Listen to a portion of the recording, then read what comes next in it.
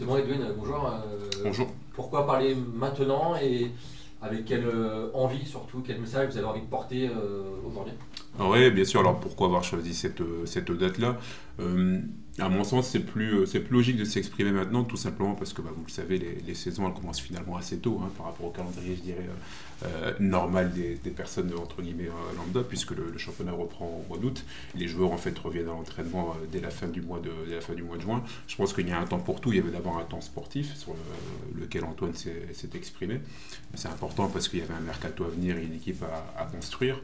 Il y a aussi des sujets clubs qui sont des sujets de rentrée. Donc moi, le but, c'est vraiment de pouvoir m'expliquer sur l'ensemble des projets et des sujets du club et pas simplement, par exemple, sur le mercato ou sur l'équipe professionnelle, puisque l'équipe professionnelle a repris fin juin, mais c'est tout un club qui a repris au fur et à mesure au mois de juillet puis au mois d'août.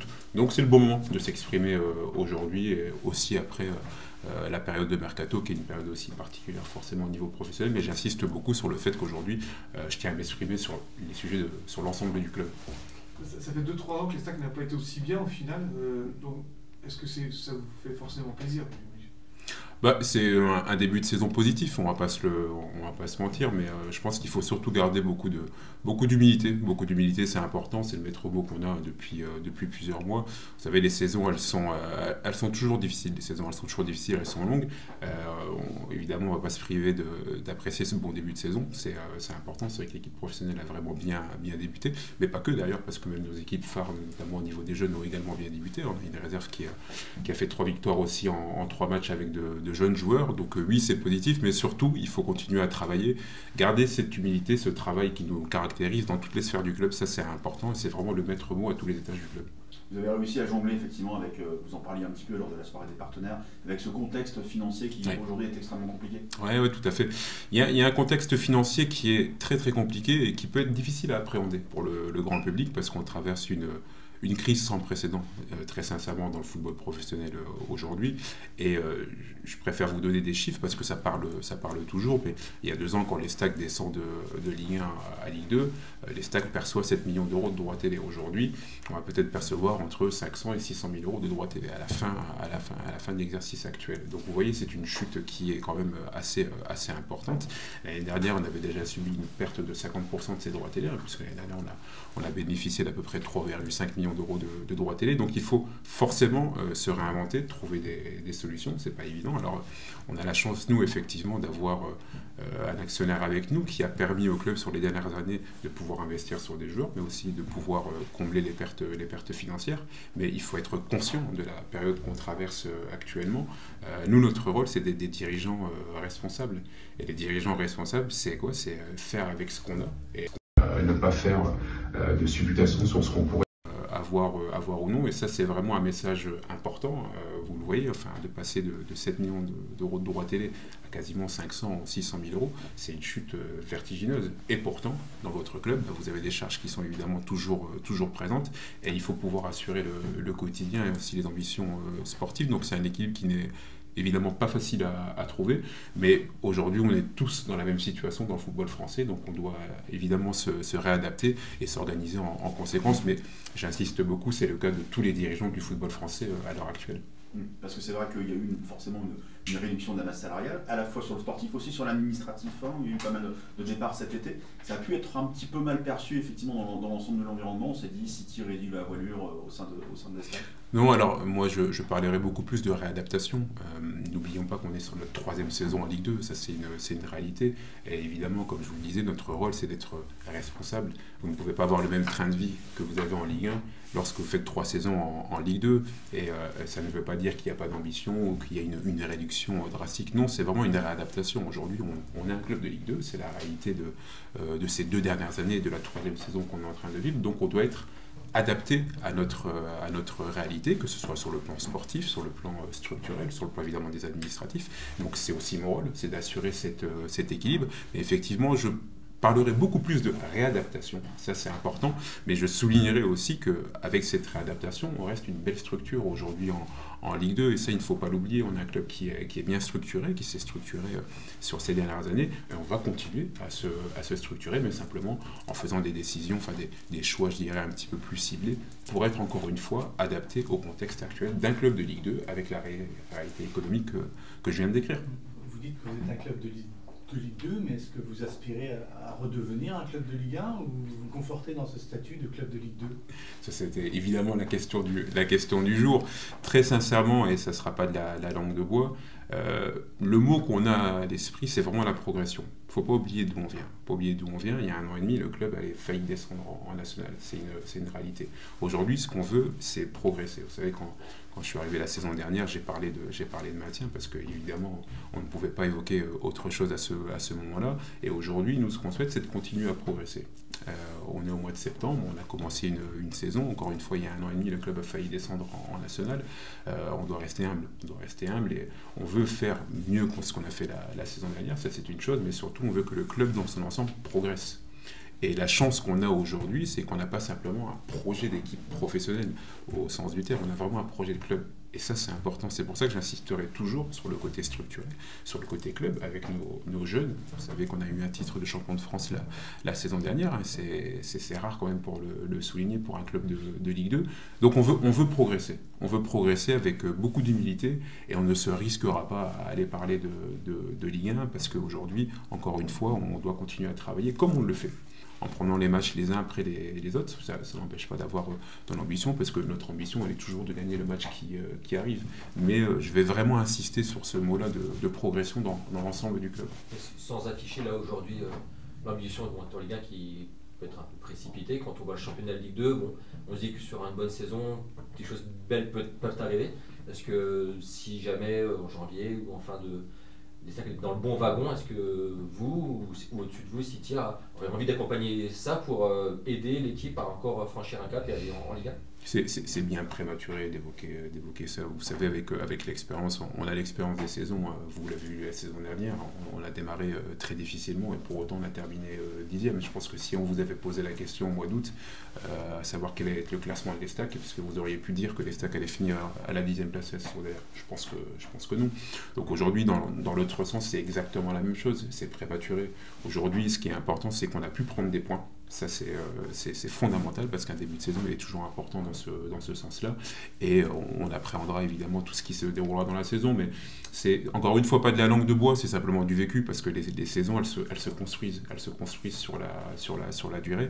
Et l'histoire d'un club, elle se construit également sur la durée. Alors il y a toujours, je dirais, presque 2 axes. Il y a la saison sportive qui est actuellement en train de se dérouler avec ce coup près qui est toujours le match qui arrive le week-end. Mais il y a aussi ce qu'on fait en parallèle dans le club, sur des projets vraiment de fond. Alors évidemment, l'un ne va pas sans l'autre, puisque si vous voulez avoir des projets de fond, il faut bien que votre équipe professionnelle puisse performer sur le terrain. Mais dans tous les cas, nous, ce qu'on fait, c'est de se préparer à ce que l'Estac, dans la durée, puisse avoir une réelle pérennité dans tous les secteurs. Il y a beaucoup de prudence dans vos propos, mais est-ce que la Ligue 1 est devenue un sujet tabou à City? Non, ce n'est pas un sujet tabou et je pense qu'il n'y a même pas lieu de parler de notre actionnaire là-dessus. Regardez la réalité de la Ligue 1. La Ligue 1 aujourd'hui, c'est une division très très difficile qui s'est réduite aussi par rapport à ce qu'a connu l'Estac, puisqu'aujourd'hui on a une Ligue 1 à 18 clubs, donc c'est d'abord très difficile d'y aller, c'est aussi difficile de s'y maintenir parce que les équipes sont de qualité, les équipes européennes sont de plus en plus fortes, il y a une espèce de ventre mou qui s'est créé, on voit bien aujourd'hui entre les grosses équipes comme le PSG, Lille, Marseille et les équipes, je dirais, de milieu de tableau où il y a quand même un écart qui se crée, et notamment aussi par cette situation économique qu'on connaît à l'heure actuelle. Donc je pense qu'on doit rester humble et ne pas être prétentieux parce que cette ligne elle est vraiment très, très difficile, mais c'est pas un sujet tabou, c'est simplement être terre à terre.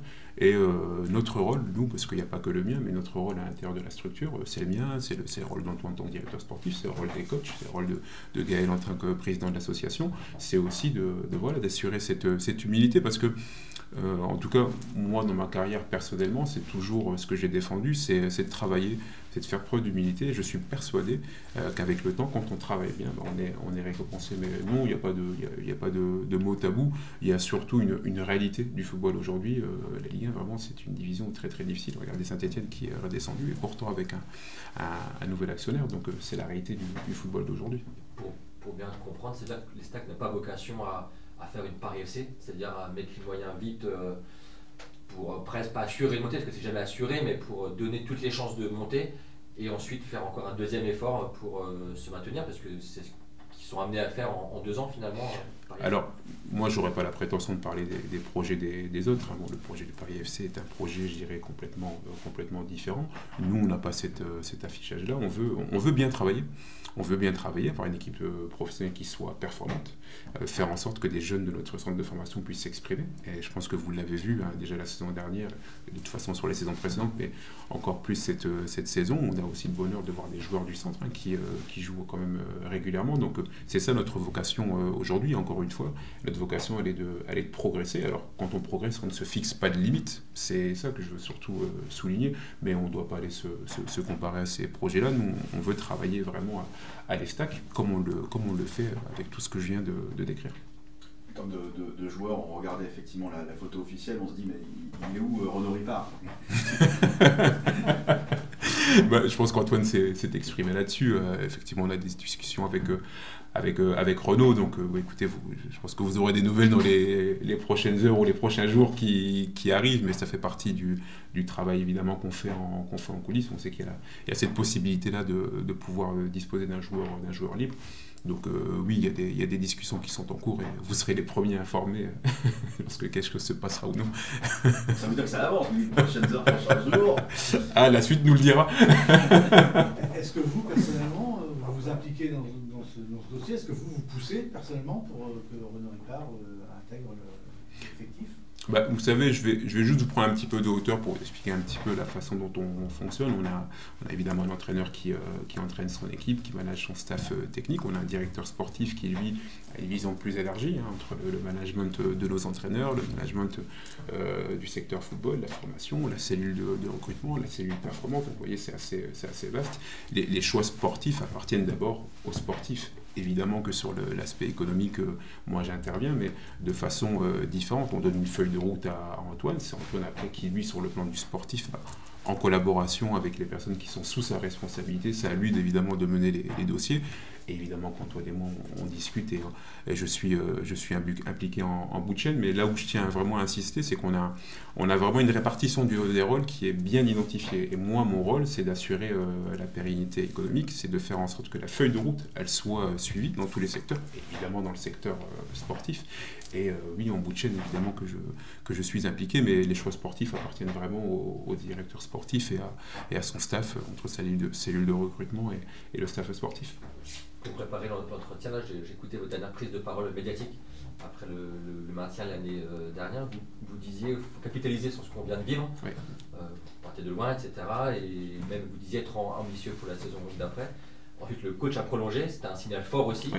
Qu'est-ce que vous lui avez, pas rendu, parce que le mot est mal choisi, mais un peu comme projet, vendu comme projet aussi pour qu'il prolonge et pour qu'il ait envie aussi de se donner les moyens d'aller voir plus haut. Voilà, qu'est-ce que bien sûr. Alors, en fait, je vais me répéter un petit peu, je suis désolé, mais ce qu'on lui a vendu justement, c'est de pouvoir faire progresser le club, et notamment l'équipe professionnelle, parce que c'est ce sur quoi on travaille actuellement. C'est aussi pour ça qu'on a ce projet de centre de vie. On veut que les stacks puissent continuer à progresser, et pour progresser, de toute façon, il faut forcément avancer. Et c'est pour ça que j'insiste toujours sur ce mot-là, c'est de faire mieux que l'année qui s'est écoulée. On a eu une année où l'équipe première a fini 10e, on a eu une année où nos U17 ont été champions de France, on a eu une année où des jeunes aussi ont commencé à se révéler, donc on veut faire mieux dans cet axe-là. Et le choix de l'entraîneur, effectivement, est un choix important parce que c'est aussi un gage de stabilité, on l'espère, parce qu'on lui a fait confiance, et Antoine lui a fait confiance déjà dès le départ. Donc je vais me répéter, mais c'est vrai que ce qu'on lui a rendu, c'est la progression, mais également la structuration, et puis pour lui aussi la possibilité, évidemment, de s'installer dans la durée. Vous parlez du mercato, est-ce que vous êtes satisfait de ce mercato, et économiquement, est-ce que vous y retrouvez justement, plus que vous êtes en bout de chaîne? Vous savez, la satisfaction, elle vient toujours avec les résultats que vous aurez en fin de saison. Aujourd'hui, moi, mon rôle n'est pas de rentrer dans les détails du mercato ou dans la satisfaction sportive. Moi, mon rôle, il est de m'assurer que mon secteur sportif, qui est dirigé par Antoine, puisse bénéficier des moyens en adéquation avec le club. Et dans ce sens-là, le mercato a été cohérent. Le mercato a été cohérent parce que on a pris le temps de faire les choses. La feuille de route qu'on a fixée à Antoine a été suivie. Donc je dirais que le mercato lui, a été cohérent. Après, pour savoir si c'est satisfaisant, c'est les résultats qui le diront. Mais en tout cas, la façon de travailler a été cohérente. Oui. Vous avez associé aux joueurs aussi dans cette logique de faire revenir le public au stade de l'Aube. Adrien Monfred disait que c'était aussi leur objectif, c'était que le public revienne. C'est un sujet très important. C'est un sujet très important. Vous le savez, c'est notre cheval de bataille depuis plusieurs mois et c'est un sujet sur lequel notre équipe est très sensible, nos joueurs, le staff, parce que quand vous avez un public derrière vous, ça vous porte et on prend toujours beaucoup de plaisir lorsqu'il y a du monde à domicile. C'est important pour tout le monde, c'est important pour nous, le club, c'est important pour nos partenaires, c'est important même pour le territoire, parce qu'aujourd'hui, on l'a montré, on est capable d'attirer du public. Alors on l'a fait épisodiquement, hein, vous l'avez vu à l'anniversaire du club. On est, je veux dire, aujourd'hui une des rares activités aujourd'hui dans l'Aube qui permettent de pouvoir réunir 17 000 personnes sur un seul et même événement. Et on travaille beaucoup là-dessus.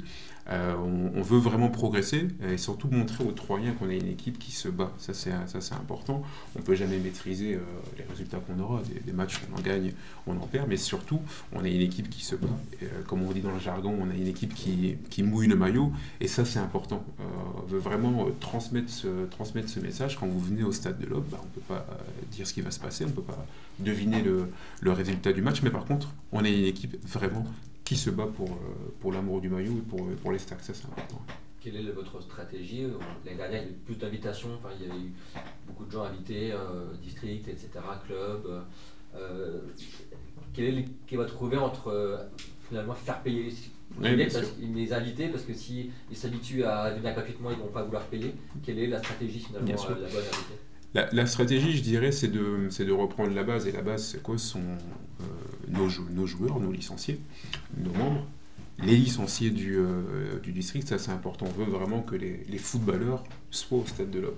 Et c'est vrai qu'on a été, je dirais, facilitateur dans leur venue, parce qu'on estime qu'aujourd'hui, un licencié du territoire, un licencié du département, il doit pouvoir venir au stade de l'Aube. Alors, c'est ciblé. C'est ciblé. Aujourd'hui, on permet au club du département de bénéficier d'un quota d'invitation. Et après, derrière, sur les places supplémentaires, il faut aussi évidemment pouvoir payer. Il y a vraiment, je dirais, une juste mesure entre le fait de pouvoir inviter des populations bien ciblées, c'est pour ça que je parle évidemment des pratiquants, et derrière avoir des politiques également attractives. On a mis des abonnements en place qui sont vraiment, je dirais, bon marché ou dans les meilleurs tarifs de la division, avec cette possibilité-là aussi d'avoir des abonnements à un moment donné gratuits pour les moins de 12 ans, pour aussi pousser les parents à venir avec eux, pour aussi pousser ce public familial, qui est notre deuxième cible. Donc je dirais que c'est vraiment une offre à étage. Mais non, il faut aussi que un spectacle, ça se paye, comme toute activité sportive et culturelle. Mais la base, c'est de faire revenir les pratiquants. Ça, c'est important, parce que c'est vraiment le cœur. Et évidemment, après, d'aller gagner de plus en plus de fans. C'est une stratégie sur le moyen terme. On sait qu'on ne va pas non plus mettre 15 000 personnes comme ça du jour au lendemain. Mais on s'y attelle avec nos équipes. C'est vraiment un travail quotidien, un travail de tous les jours, avec le district, avec la ligue, avec l'association, avec nos clubs partenaires, avec la collectivité. C'est vraiment un travail d'ensemble qui est effectué sur ce sujet. Ouais. Aujourd'hui, on a 2500 abonnés. On a 2500 abonnés, donc c'est mieux que la saison dernière. Donc évidemment, on veut encore faire plus. Je pense qu'on a le moyen de faire plus. Alors je parle d'abonnés grand public, je ne parle pas des partenaires privés, mais voilà, le chiffre aujourd'hui. C'est partie des revenus aussi que, bien sûr, que les stades doivent augmenter, ce qui est logique. Bien sûr. Et aussi les sponsoring, les partenariats. Est-ce qu'il y a un plafond de verre troyen aussi? On ne peut pas aller au-delà, et ce qui limite aussi forcément l'équilibre que vous cherchez à atteindre? Je dirais que de toute façon, tout territoire, à un moment donné, toujours son plafond. Moi, ce que j'estime surtout, c'est qu'on n'a pas atteint ce plafond de verre à l'heure actuelle. On sent vraiment qu'il y a de l'adhésion, je pense, au projet. On y travaille vraiment tous les jours, très impliqué. Bon, c'est évidemment une grosse partie de mon travail, et je le souligne aussi du travail de nos équipes au quotidien. Je pense qu'il y a encore la matière pour faire venir d'autres personnes, d'autres privés. Après, forcément, on n'est pas non plus en Île-de-France, on n'est pas dans des régions de ce genre, mais je trouve qu'il y a un tissu économique local vraiment très intéressant pour moi qui suis arrivé depuis presque une année maintenant, où on sent vraiment que les stacks est une institution. Ça c'est important, et surtout les stacks est un lieu de rendez-vous. Au-delà de sa première vocation sportive, les stacks est un véritable lieu de rendez-vous avec un club business qui fonctionne bien et sur lequel on sait qu'on a encore loisir à le remplir et à l'agrandir. En termes d'exemple, finalement, parlez souvent d'Auxerre ces derniers temps. Auxerre, c'est le bon exemple par rapport à Troyes. J'aime pas me risquer à parler des autres. Je pense que l'histoire du club, la taille de la ville, c'est différent. Ce sont deux histoires qui sont vraiment différentes. Auxerre a un passé en football quand même qui était aussi important, une taille de ville qui est plus petite.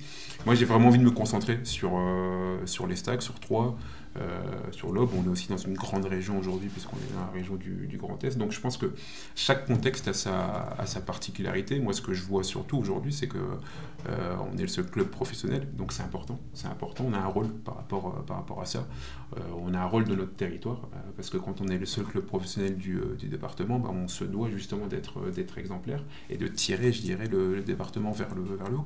Vous parliez d'adhésion tout à l'heure, vous êtes là, vous êtes arrivé dans un contexte en termes d'adhésion qui était déjà très différent. Là on sent un élan de positivité un petit peu, alors, qui est très fluctuant, qui est aussi très court-termiste on va dire.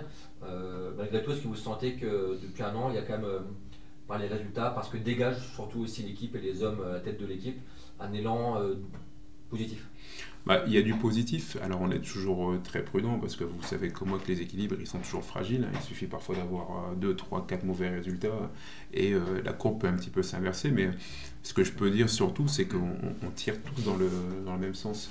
Et alors nous on n'a pas envie de se focaliser uniquement sur les résultats de l'équipe professionnelle, on a surtout envie de se focaliser sur le travail qu'on fait au quotidien avec l'association, avec les cadres du club, ça c'est vraiment important et on tire tous dans le même sens, on partage également les mêmes valeurs. Ça c'est fondamental parce qu'au-delà des compétences ou de la qualité des employés de l'Estac, c'est important d'avoir un message qui est cohérent dans toutes les strates du club. Donc je dirais qu'il y a du positif, mais c'est surtout notre rôle de faire en sorte de le maintenir et de continuer à beaucoup travailler dans ce sens. Ouais. Où en est le projet du centre de vie? Oui, le projet de centre de vie, écoutez, il avance, puisqu'on a trouvé un accord avec un propriétaire pour un terrain. Alors il y a beaucoup de démarches évidemment administratives, mais ce projet avance, il est fondamental. Il est fondamental. On estime qu'à l'horizon 2028, on pourra ouvrir ce centre de vie, qui, je rappelle, est destiné à réunir toutes les composantes du club, composantes sportives, professionnelles, le centre de formation, les composantes administratives. Donc voilà, c'est un projet de fond. Quand je vous parlais tout à l'heure de travail de fond, c'est ça aussi, c'est d'être en mesure évidemment de pouvoir le réaliser. C'est aussi un projet qui a été conforté par notre actionnaire. Donc ça avance, il y a un travail qui est vraiment hebdomadaire sur ce sujet, mais en tout cas c'est positif pour le club, pour son avenir. Vous avez signé l'achat du terrain? Vous posez beaucoup de questions. On a un accord sur lequel, qui évidemment, avec les mois qui arrivent, sur lequel on travaille parce qu'il y a des démarches administratives en parallèle, mais on a un accord pour le terrain, et le terrain est identifié et trouvé. Entre ce centre, vous parliez tout à l'heure du titre U17, des jeunes aussi beaucoup là dans le groupe, est-ce que de plus en plus, et c'était un peu le projet aussi initial de mettre la formation au cœur du projet, est-ce que de plus en plus ça va être le cas et encore plus avec ce centre de vie qui arrive? C'est le but. Aujourd'hui, quand vous avez un centre de formation, le but, c'est d'avoir un maximum de jeunes qui puissent émerger. Donc évidemment, en construisant ce centre de vie, c'est de pouvoir aussi se douter d'une partie, d'une part, d'un outil de performance. Parce qu'aujourd'hui, vous connaissez les conditions d'entraînement. On a les pros et la réserve d'un côté au Stade de l'Aube et le centre de formation de l'autre côté, du côté d'Henri Terret. Donc aujourd'hui, d'abord, il y a ça, c'est pouvoir avoir un outil de performance qui permette à nos équipes de progresser. Ça, c'est important parce que c'est le travail quotidien. Effectivement, le stade, c'est le lieu où on se voit tous les 15 jours, mais ce n'est pas le travail quotidien de l'ensemble du club. Il y a aussi la possibilité d'avoir une plus grande cohérence, je dirais, à l'intérieur du club, puisque quand vous travaillez tous dans le même site, ça aide forcément dans vos relations quotidiennes. Mais il y a aussi l'importance, et ça j'insiste là-dessus, d'être un acteur de notre territoire. Parce qu'aujourd'hui, ce centre de vie, il est aussi destiné à avoir des activités à destination du territoire, des licenciés d'autres clubs, d'accueillir d'autres populations. Donc on a vraiment géré ces trois plans-là, la performance, la cohésion pour nous, membres de l'Estac, mais aussi cette ouverture pour le territoire, et ça c'est important. Je vous l'ai dit tout à l'heure, on est le seul club professionnel du département et on a un rôle majeur là-dessus, de pouvoir apporter notre expertise, de pouvoir partager ce que l'on fait aussi au quotidien, tout en trouvant un bon équilibre évidemment avec les exigences du monde professionnel. Mais voilà, si je dois un petit peu symboliser les trois axes majeurs, je dirais, dans le but de ce centre de vie, ce sont ces derniers. Et est-ce que dans votre esprit, la Ligue 2 est un terrain plus propice à l'éclosion des jeunes du club que la Ligue 1? Et que finalement, ça peut vous donner la volonté de vous conforter dans l'idée de rester, d'être bien en Ligue 2? Non, il n'y a pas d'antinomie entre la Ligue 1 et la Ligue 2 en disant que la Ligue 2 est plus propice ou l'autre. Ce qui est important déjà, c'est d'avoir un club de football professionnel. Ça, c'est certain. C'est d'aller chercher le plus haut niveau de compétition possible. Vous savez, on reste compétiteur. Que ce soit chez nos U15, nos U19 ou en équipe pro, on veut toujours gagner le match qui arrive. Donc non, ce qui est important surtout, c'est que pour que nos jeunes puissent prendre de la valeur, c'est qu'ils progressent tout simplement. Et pour progresser, il faut être dans le monde professionnel. Après, maintenant, le monde professionnel, vous le voyez avec... je veux dire, vous avez aussi l'expérience de tout ce qui s'est passé sur ces dernières années. Des fois, des clubs sont en Ligue 1, ils sont en Ligue 2, parfois en National. Certains disparaissent, certains remontent. Voilà, il y a des phases dans les clubs. Nous, on a la chance d'avoir un club qui évolue dans le monde professionnel depuis longtemps. À nous de faire en sorte justement que ça puisse continuer et perdurer. Mais ce qui est important aujourd'hui, encore une fois, et je le dirai depuis le début, c'est justement d'amener ces jeunes le plus haut possible et de progresser le plus haut possible, au plus haut niveau de compétition possible en fonction des performances qu'on aura eues. Il y a eu quelques oppositions locales du côté de Rouilly-Saint-Loup, quelques manifestations. Est-ce que ça peut inquiéter? Est-ce que ça peut retarder le projet? Est-ce qu'il y a des discussions aussi avec la population? Il y a des discussions qui sont prévues. On a prévu effectivement dans le projet de se déplacer, d'expliquer le projet, en commençant évidemment par le conseil municipal, ce qui est important. Dans tout projet qu'on va mener aujourd'hui, ce qu'on souhaite, c'est vraiment toujours associer. C'est associer les gens. Alors évidemment, après, on a le rôle à la fin décisionnaire, mais c'est important d'associer et d'expliquer. Ça va être aussi le travail des prochaines semaines. Alors, les choses prennent toujours du temps, parce qu'on a, nous, toujours du travail de fond à faire en amont. Là, actuellement, on est en train de travailler également sur les premières esquisses du projet. Il faut aussi qu'en interne, avec nos collaborateurs, on puisse aussi leur expliquer, leur présenter le projet. Donc, tout ira dans l'ordre. La priorité, elle est d'abord de présenter le projet à nos collaborateurs en interne, parce qu'on a avancé. Et ensuite, dans un second temps, effectivement, se rendre aussi sur la commune de Rouilly-Saint-Loup, de rencontrer effectivement les habitants pour leur expliquer, les associer au projet. Ça fait partie de notre démarche, de ce qu'on a prévu de faire dans les prochaines semaines. Si tout va bien, je l'espère, sur la fin du trimestre 2025 ou le début du premier trimestre 2026. Mais oui, c'est important. Encore une fois, dans le territoire aujourd'hui, on se doit aussi d'être transparent. C'est un projet structurant pour tout le monde et on souhaite vraiment que ça puisse bénéficier à un maximum de personnes. Et ensuite, on souhaite aussi faire en sorte que l'adhésion elle soit forte. On parlait tout à l'heure d'adhésion quand les joueurs jouent sur le terrain. Il n'y a pas que quand les joueurs jouent sur le terrain, il y a aussi pour nos projets, il y a aussi pour nos jeunes. Ça, c'est important. Vous parlez de structuration du club, de la crise aussi du football français. On voit que quand l'Estac passait à la DNCG, on est moins inquiet que quand c'est les autres clubs. Est-ce que vous diriez que presque par défaut, l'Estac est amené à monter les échelons, je ne parle pas de division, mais par défaut de passer devant des clubs comme ça qui sont en difficulté, que les chemins, les courbes se croisent? Est-ce que l'Estac peut être amené à ça dans les années qui viennent? Je dirais que c'est l'avenir qui nous le dira. C'est vrai qu'aujourd'hui, on est dans une vraie inconnue au niveau du football professionnel. On ne sait pas ce qui va se passer finalement sur les prochaines années, parce que, encore une fois, c'est une crise que le football professionnel français n'a jamais traversée aujourd'hui. Il y a malheureusement des clubs qui ont déjà disparu du giron professionnel, vous le savez, puisque la preuve, on a été repêché dans ce sens-là.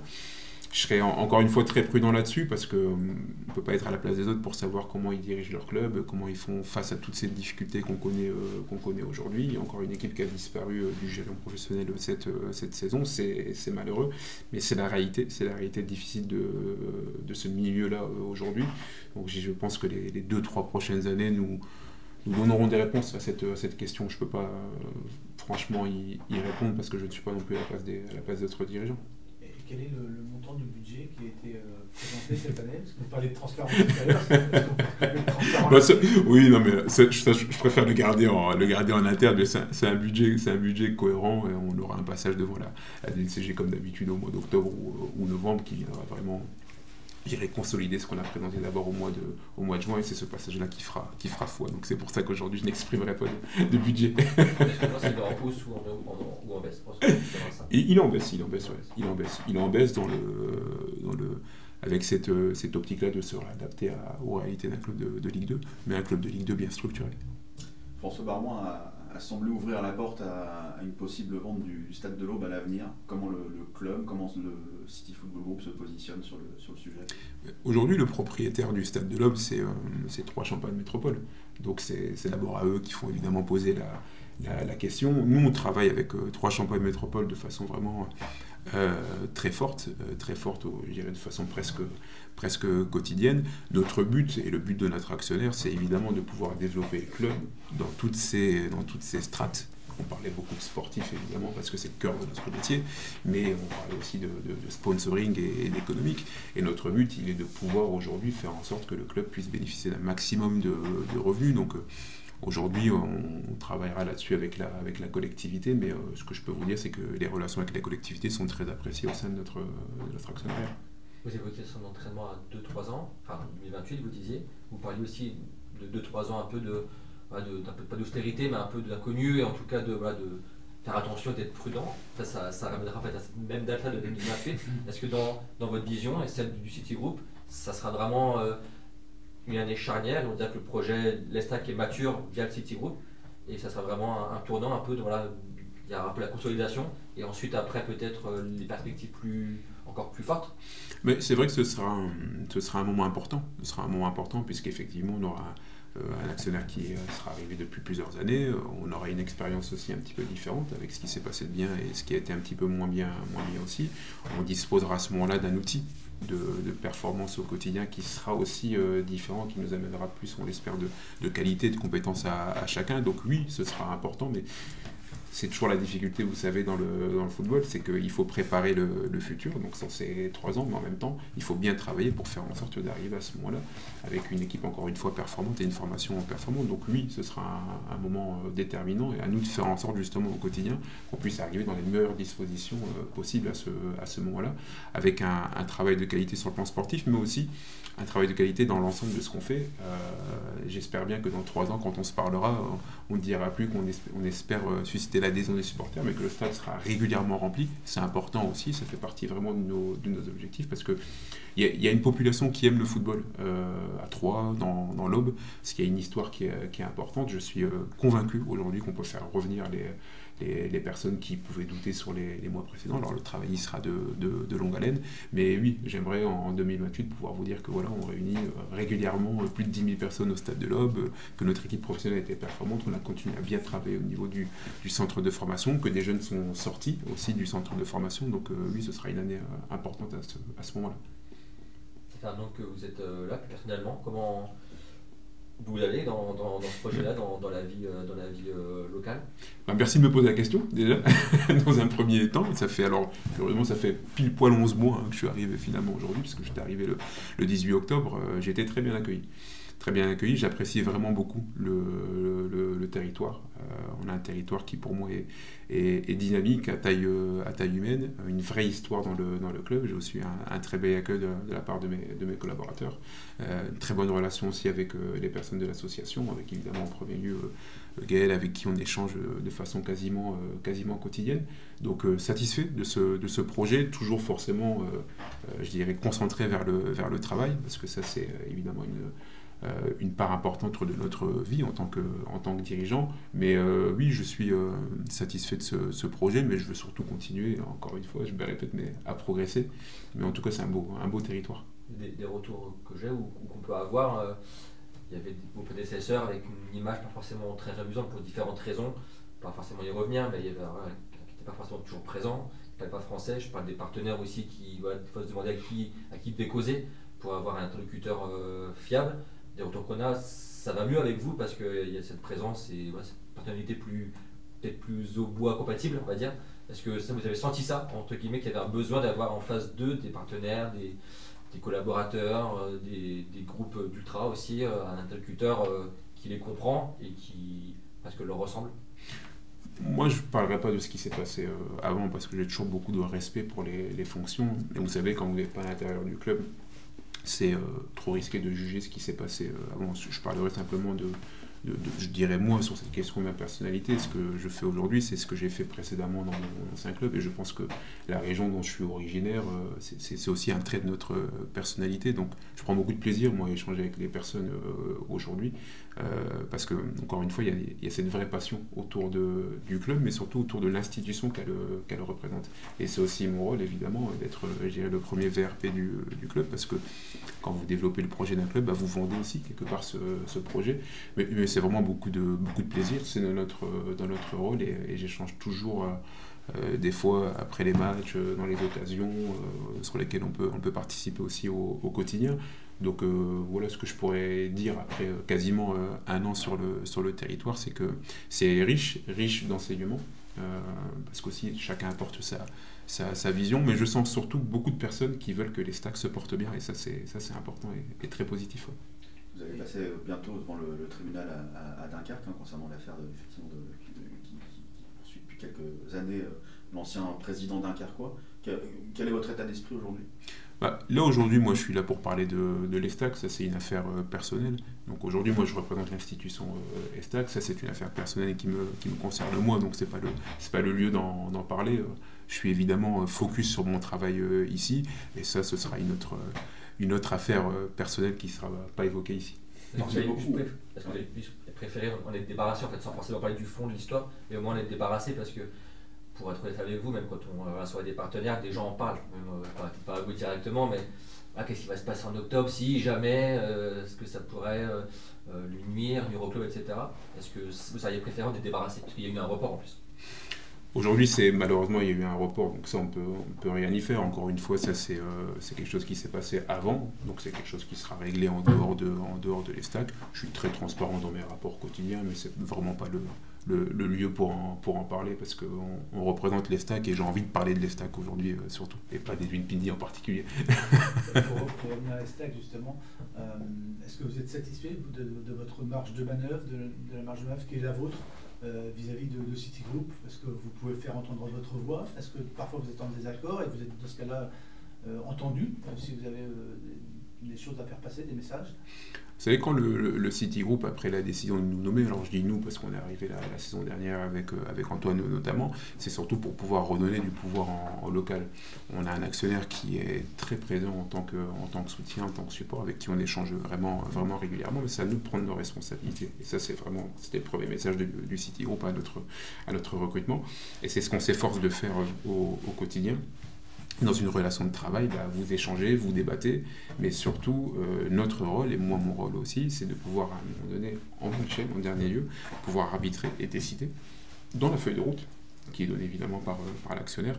Et ça, c'est important d'avoir un pouvoir non seulement local, mais aussi une responsabilité. Parce que ce qu'on met en place, on n'est pas là pour parler de l'actionnaire, ce qu'on met en place, ce sont nous qui dirigeons ce projet au quotidien. Donc oui, vraiment, le maître mot, c'est de prendre ses responsabilités en local, ce qui est important, ce qui est une chance aussi, et ce pourquoi aussi je suis venu dans ce projet. Ouais.